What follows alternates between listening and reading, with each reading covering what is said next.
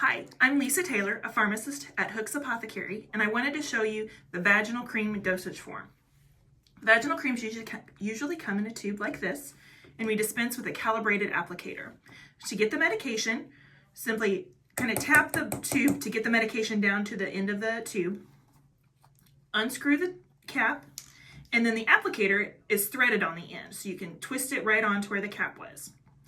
And then the applicator itself has calibration markings. So we'll push on the tube to the appropriate marking based on what your prescription needs, whether it be 0.5 gram, 1 gram, or so on. Once you've reached the appropriate marking on the applicator, you can unscrew it from the tube.